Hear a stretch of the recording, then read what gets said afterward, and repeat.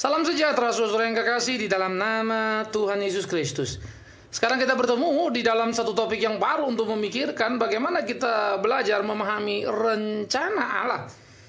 Saya kira ini menjadi penting di dalam kehidupan kita sebagai orang percaya supaya kita tidak terjebak kepada berbagai hal-hal yang akhirnya berbau ramalan atas nama nubuatan begitu, yang kemudian mengacaukan kehidupan orang Kristen. Karena seharusnya orang Kristen tahu betul apa yang Allah kehendaki di dalam kehidupannya. Sehingga dengan demikian kita bisa mempunyai pemahaman yang utuh, yang cerah untuk mengerti apa yang menjadi kehendak Allah itu. Saudara, memahami rencana Allah yang pertama kita akan memikirkan rencana Allah di dalam kekekalan. Apa rencana Allah dalam kekekalan? Mari kita melihat di dalam Efesus pasal yang pertama, Efesus 1, 3-10. Efesus 1 ayat 3-10 demikian firman Tuhan. Terpujilah Allah dan Bapa Tuhan kita Yesus Kristus, yang dalam Kristus telah mengaruniakan kepada kita segala berkat rohani di dalam sorga. Sebab di dalam Dia Allah telah memilih kita sebelum dunia dijadikan, supaya kita kudus dan tak bercacat di hadapannya. Dalam kasih Ia telah menentukan kita dari semula oleh Yesus Kristus untuk menjadi anak-anaknya, sesuai dengan kerelaan kehendaknya, supaya terpujilah kasih karunia-Nya yang mulia yang dikaruniakannya kepada kita di dalam Dia yang dikasihinya. Sebab di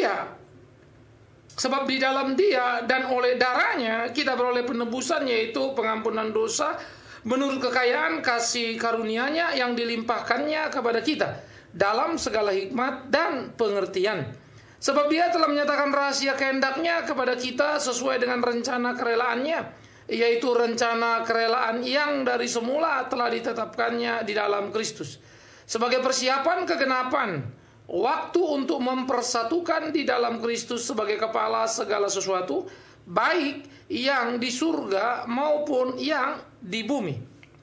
Saudaraku yang kekasih, menarik kalau kita membaca bagian ini, menelusurinya dengan teliti, maka kita akan menemukan beberapa fakta-fakta yang tidak terbantah apa yang menjadi rencana Allah di dalam kekekalan.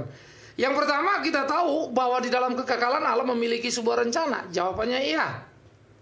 Di dalam kekekalan Dia kemudian memikirkan bagaimana menjadikan dunia, menjadikan manusia. Iya. Dalam kekekalan Dia mengatur segala sesuatu, sehingga selalu muncul pertanyaan, kalau memang dalam kekekalan Tuhan merancang segala sesuatu, tahukah Tuhan bahwa ketika Dia membuat pohon yang dilarang dimakan di tengah pohon, manusia akan memakannya? Jawabnya iya. Lalu orang selalu akan berkata, kalau Dia tahu kenapa Dia bikin? Mestinya jangan bikin dong supaya manusia nggak jatuh dalam dosa. Saya kira itu adalah pertanyaan yang paling bodoh dalam mengerti hakikat kemanusiaan. Kenapa? Seringkali orang merasa itu pertanyaan pintar yang sangat sulit dijawab. Tetapi saya akan berkata itu pertanyaan bodoh yang sangat mudah dijawab. Pertanyaannya sederhana, manusiakah engkau? Pasti saya jawab, iya. Sekarang saya mau tanya, kalau saudara sebagai manusia, sebagai seorang anak, sebagai seorang pekerja, tidak pernah dipercaya untuk sebuah tugas, kira-kira you manusia apa bukan? Ya, kita mengenal hukum dalam kehidupan kita, mana boleh, mana tidak boleh. Ya, kenapa hukum tidak boleh dibikin? Akhirnya dilanggar jadi boleh. Kan Anda nggak bilang begitu toh? Toh saudara tahu kan ada lampu merah, lampu kuning, lampu hijau untuk mengatur tata tertib lalu lintas. Lampu merah saudara terobos ya saudara kan mati. Tahu toh? Lalu kenapa mesti dibikin lampu merah? Mendingan gak usah dibikin. Matilah kau. Kan kira-kira begitu saudara. Sederhana setengah mati bukan? Maka kalau Tuhan memberi satu pohon dalam rancangannya untuk menjadikan manusia itu manusia yang bisa dipercaya, karena memang hakikatnya manusia diciptakan sempurna.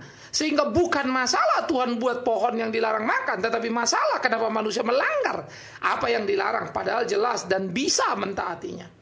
Itu dulu. Nah, jadi segala sesuatu dirancang Allah dalam kekekalan, termasuk Dia tahu manusia akan berdosa. Maka termasuk juga Dia merancang kekekalan, yaitu di dalam kekekalan, yaitu rencana keselamatan. Karena Allah adalah Allah bukan manusia. Nah kalau kita mah jelas membuat seringkali rencana-rencana yang bisa gagal, bisa berhasil kan begitu. Atau membuat serencana berdasarkan satu situasi atau kondisi yang ada. Padahal rencana itu bisa jadi nanti untuk ke depan malah nggak berguna lagi. Karena saking keterbatasan kita. Jadi jangan membatasi Allah dalam ketidakterbatasannya.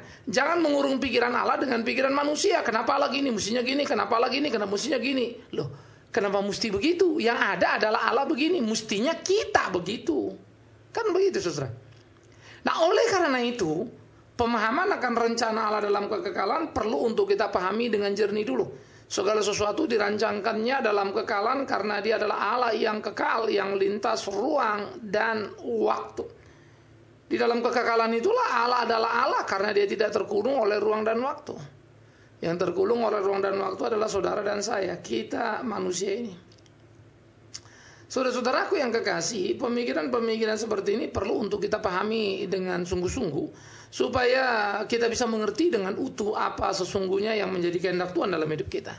Karena kalau tidak, saya pikir saudara akan menjadi kecewa dalam hidup ini mengikut Tuhan, atau saudara akan dicekam oleh rasa ketakutan mengikut Dia. Nah, oleh karena itu, Tuhan sudah merancangkan dalam kekekalan penciptaan manusia termasuk karya penyelamatan. Sehingga manusia yang diciptakannya sebagai gambar dan rupanya menjadi manusia yang dikasihinya. Tetapi sesudah jatuh dalam dosa, dia berkata dia memilih. Nah, persoalan siapa yang dipilih di dalam kekekalan sana, jelas kita tidak tahu. Ya, kita tidak tahu siapa yang dipilih, yaitu kedaulatan Dia. Tetapi Wahyu memberi indikasi kepada kita, bukan bahwa pasti kita tahu. Dia menulis nama kita secara personal. Nggak ada orang lain yang tahu kita diselamatkan atau tidak, tetapi Tuhan tahu dan Dia memberi tahu kita. Ya, maka tiap orang yang diselamatkan di dalam batinnya, suara itu akan berbunyi, roh akan memberitahu kepada dia. Dan orang yang diselamatkan atau yang dipilih itu untuk mengerti rencana Allah itu adalah orang-orang yang harus memahami dengan sungguh-sungguh pimpinan Roh Kudus. Orang seperti itu akan punya ciri-ciri, ya. Maka dia menjadi orang yang sangat benci kepada dosa, sekalipun masih bisa jatuh dalam dosa, dia akan menyesalinya. Dia tidak mengulang-ulang itu. Dia menjadi orang yang sangat bergairah untuk mengasihi sekalipun seringkali gagal. Tetapi dia tidak bertujuan untuk gagal, maka dia akan terus berusaha bisa hidup mengasihi. Iya kan? Itu ciri-cirinya. Orang-orang seperti ini mempunyai ciri-ciri selalu bergairah untuk melakukan kebenaran. Dan hidupnya pasti berubah dari waktu ke waktu dalam perjalanan. Kalau nggak berubah Pak, kalau nggak gini, kalau nggak gitu, ya silakan bertanya sendiri pada dirimu. Pasti kau bisa jawab hati nuranimu kan? Nah, jadi jangan terjebak dengan berbagai khotbah-khotbah yang retorika memberikan saudara keyakinan yang palsu. Nah, jujurlah terhadap firman itu. Ya. Nah, ini kita memang tidak sedang mendalami soal pemahaman keselamatan itu, tetapi ini hanya sebagai satu gambaran bagaimana kita bisa mengetahui rencana Allah di dalam kekekalan itu. Jadi Allah mengkomunikasikannya kepada kita lewat Roh Kudus yang berbicara kepada hati kita. Jadi kita tahu itu. Jadi jangan bohongi hidupmu, gitu ya. Ya, ingat, saudara masih mencintai dosa nggak artinya suka bikin dosa. Kalau saudara sering sekali dan menganggap remeh berbohong misalnya, ya Anda pertanda masih cinta dosa. Mungkin Anda masih berbohong, tapi Anda gelisah dengan kebohongan itu. Itu maksudnya. Nah, apalagi kalau ngambil uang, lalu ngambil uang gereja lagi, lebih gawat lagi kan gitu toh. Nah, orang-orang seperti itu bagaimana? Itu cuma satu pertanda yang menjadi bahaya. Tetapi kalau kita tidak boleh menyimpulkan, dia tidak selamat karena selalu ada titik di mana orang bisa kembali. Nah, repotnya kan kita nggak tahu titik kembalinya tiap orang atau titik pertobatannya kan begitu toh. Nah, makanya dibilang itulah kita tidak boleh menghakimi melebihi kapasitas kita. Kita boleh menghakimi di dalam kapasitas kehidupan kita.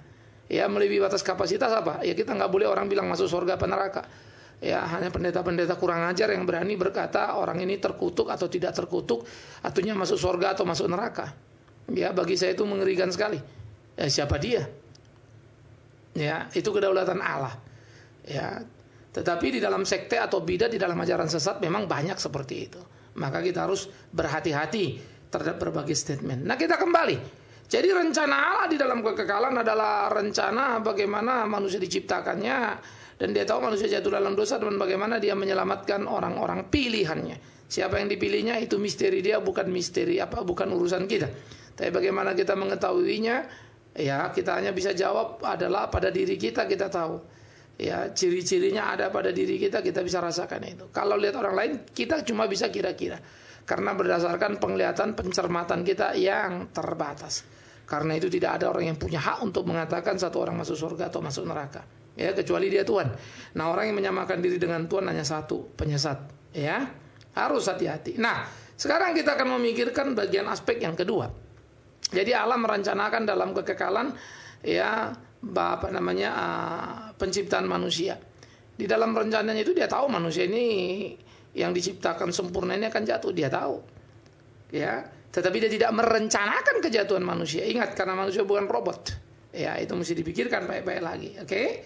Nah, jadi sama seperti kalau kita bikin lampu merah, lampu hijau, merah jangan jalan, kan kita tidak merencanakan supaya Anda menabrak lampu merah, toh. Mana ada polisi merencanakan begitu. Ya, walaupun ada polisi nakal, nunggu-nunggu saudara nabrak lampu merah supaya bisa diperes. Nah, itu lain cerita lagi. Tapi secara peraturan tidak dibuat untuk dilanggar, untuk ditaati, kan gitu. Nah, jadi itu mesti dipahami dulu dengan jernih di benak kita itu. Tetapi dia juga merancangkan keselamatan. Maka aspek yang kedua, saudara, rencana dalam kekekalan itu adalah rencana yang praktis tidak bisa kita tahu, seperti yang saya sudah bilang tadi. Karena rencana Allah dalam kekekalan hanya Allah yang mengetahui rencana itu secara penuh. Ya, di dalam kedaulatannya maka dia membuat segala sesuatu apa yang akan ingin dilakukannya. Itu menjadi rencana Allah yang tidak bisa pernah kita tahu. Ya. Tetapi kita hanya diberikan indikasi-indikasi untuk mengetahui, sehingga mana yang perlu, mana yang tidak perlu, Allah beritahu pada kita. Rencananya yang perlu kita ketahui, misalnya bahwa dia mau kita hidup benar, kan gitu. Itu kan bagian dari rencana Allah, toh. Supaya kita hidup benar, dia kasih tahu kamu harus begini, supaya rencana Allah terwujud dalam hidup kita. Mana yang tidak boleh, mana yang boleh, dia kasih tahu. Tetapi ada bagian-bagian yang memang kita nggak tahu. Kita tidak tahu besok apa yang akan terjadi, kan begitu kan? Allah tidak kasih tahu besok apa yang terjadi. Tapi Allah kasih tahu besok dia tetap pelihara kita. Kita pasti tidak tahu apa yang terjadi besok, tapi kita pasti tahu Tuhan pelihara kita besok. Itu dua hal yang menjadi menarik, saudara. Jadi kita nggak tahu apa yang terjadi, tapi kita tahu Tuhan pasti pelihara. Jadi apapun yang terjadi besok, bagi orang percaya nggak perlu takut, karena pasti Tuhan pelihara. Nah, persoalannya adalah sekarang, saudara hidup bersama dengan Tuhan apa tidak? Kan itu saja sebetulnya. Sehingga rencana-rencana Allah yang tertutup bagi kita itu, dalam bentuk konkret apa itu, tetap saja terbuka dalam pengertian pasti dia menyertai kita. Jadi nggak usah kita takuti. Karena itu kan aneh sekali kalau orang Kristen mau tahu soal besok, apakah dia berhasil apa tidak, akan gempa apa tidak. Lah, buat apa kau sadari penyertaan Tuhan? Buat apa kau beriman? Itu sadari. Jadi kalau saudara anggap itu hebat, ya saudara jadi ahli nujum saja, jadi ikut peramal saja, pergi sana tanya sana sini, kan? Apa bedanya? Iman bukan itu. Iman percaya pada pemeliharaan Tuhan. Ini sekarang memang udah dijungkir balikkan semua konsep iman. Satu waktu kita akan bicara iman yang benar, ya. Nah, jadi di sini kita mesti mempunyai pengertian yang jelas rencana Allah yang berjalan itu, ya. Ada banyak hal yang ada yang tidak kita tahu karena tidak diberitahu, ada yang kita tahu karena diberitahu, ya. Jadi di dalam bagian tahu dan tidak tahu tadi, maka itu menjadi penting dan tidak penting. Nah, saya kasih contoh aspek lagi. Yesus akan datang kembali, bukan? Jawabannya ya.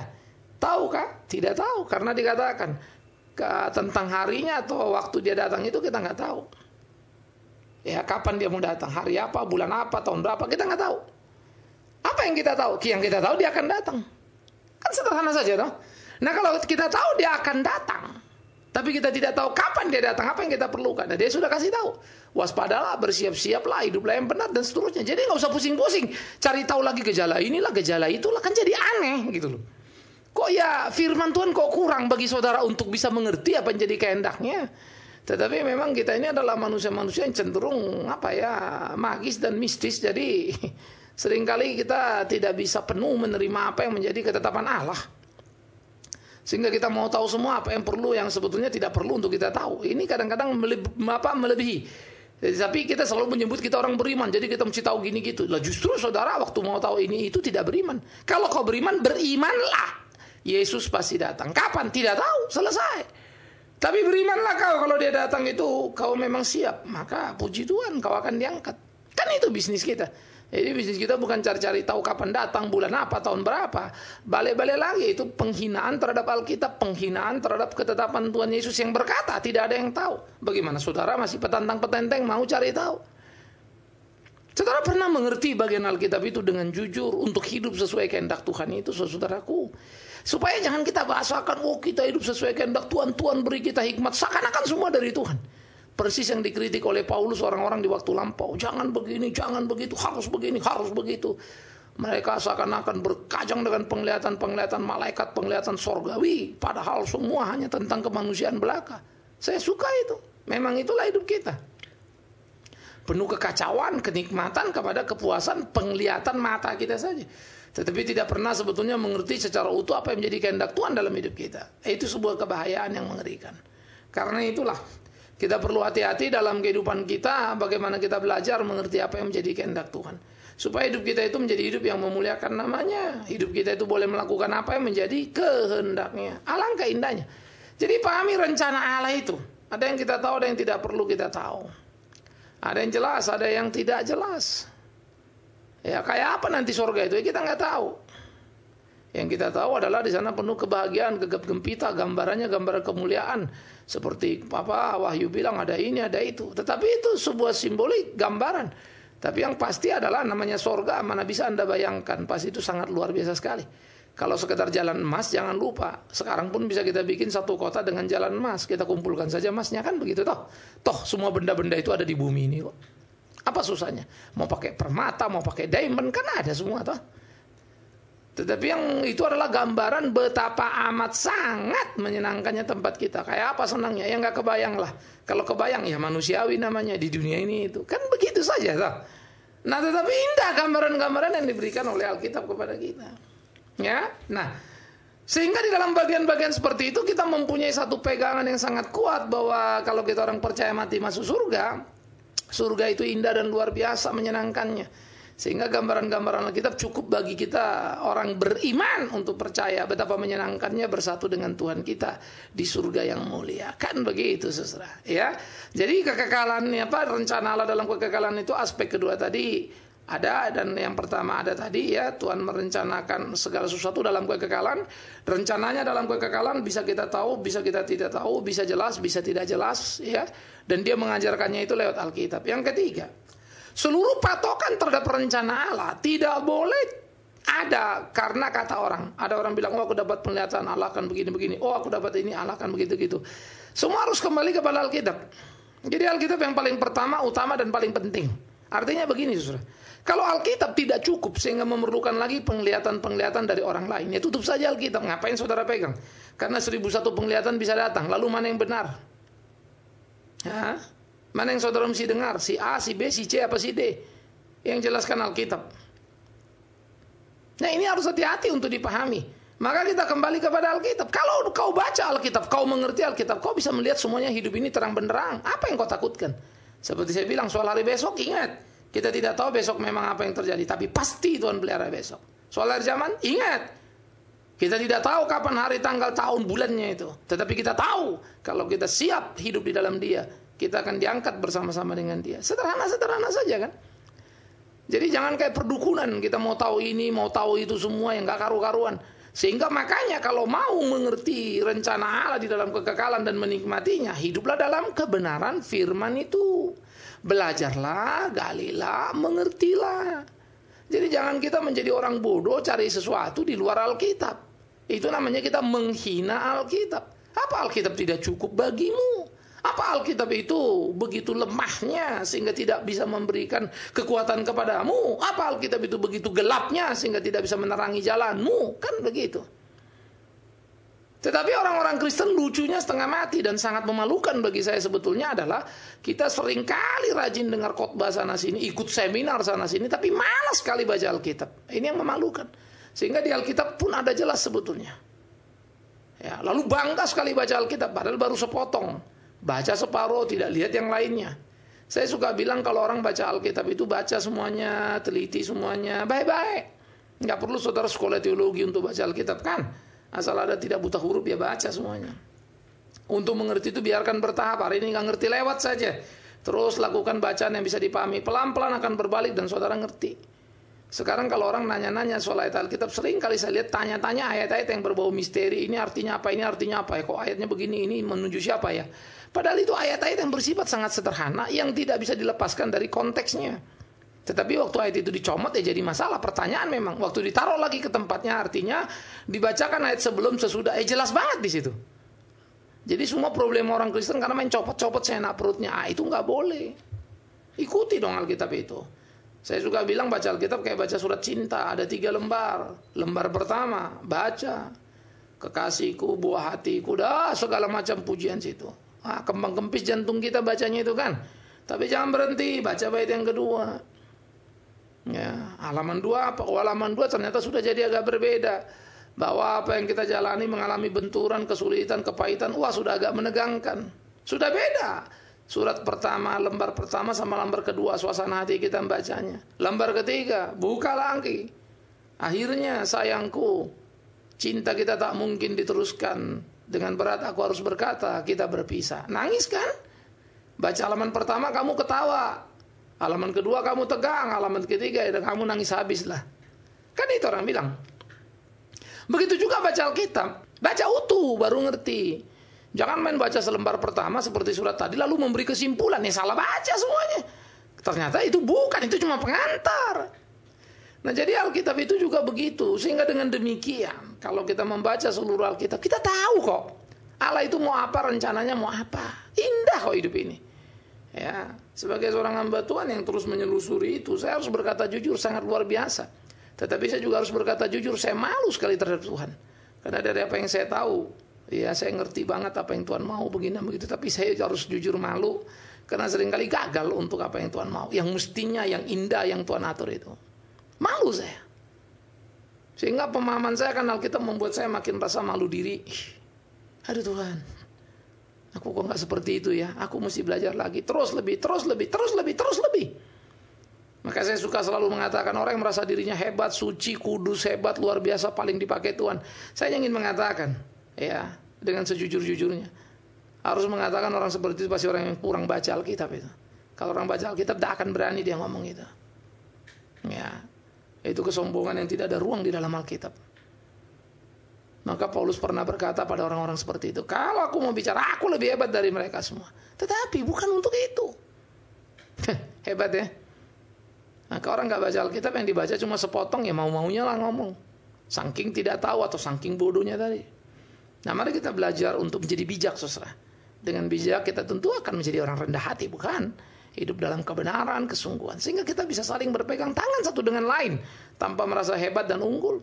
Saya percaya ketika orang Kristen mengerti Alkitab, kita akan menjadi keluarga yang sangat hebat di dalam Kristus Tuhan kita.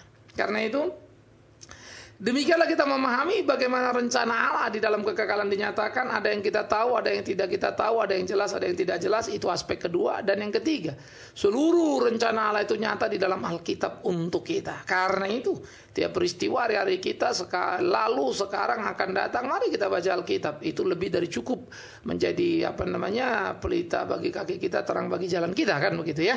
Seperti yang dikatakan pemazmur. Biarlah Tuhan menolong kita menemukan rencana Allah dalam kekekalan di kehidupan kesementaraan ini. Tuhan memampukan kita selamat terus menggali. Amin. Mari kita berdoa. Kami bersyukur, kami berterima kasih ya Tuhan untuk cinta kasih-Mu dalam hidup kami. Kami bersyukur berterima kasih ya Tuhan untuk kebenaran yang boleh kami pahami. Dan kami berdoa supaya Tuhan terus menolong memimpin kami menjadi seperti apa yang Tuhan mau. Memahami rencana Allah dalam kekekalan lewat firman hidup. Dan terus diperbarui hidup kami sesuai kehendak Tuhan. Sesuai supaya sejalan dengan rencana Tuhan. Sehingga hidup kami menyenangkan hati-Mu. Ajar kami introspeksi diri di dalam Yesus Kristus Tuhan kami. Amin.